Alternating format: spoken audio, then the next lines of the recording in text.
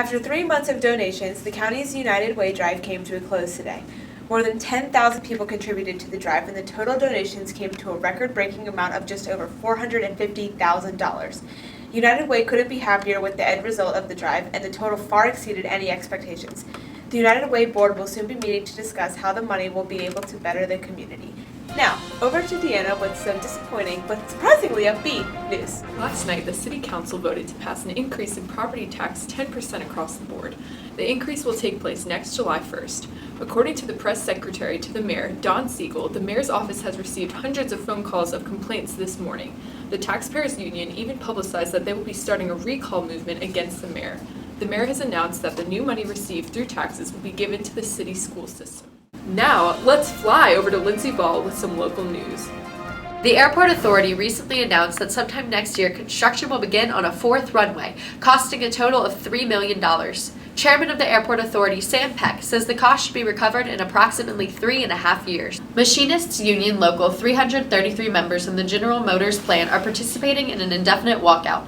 Last Friday, the General Motors contract expired, and since then, the workers are building GM hubcaps, uncontracted and unhappy. The president of the union, Barney Olive, tells us that they have done their best to bargain and compromise, but General Motors does not seem to reciprocate those efforts.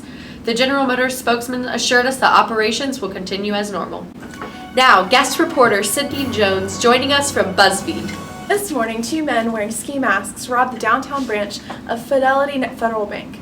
They stole $22,000 in cash and some checks and securities.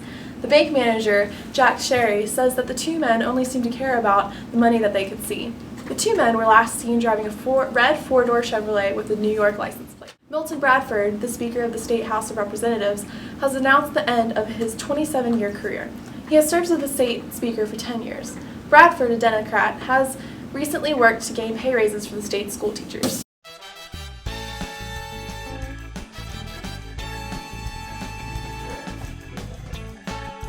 Oh, good, you're still recording. It's lit.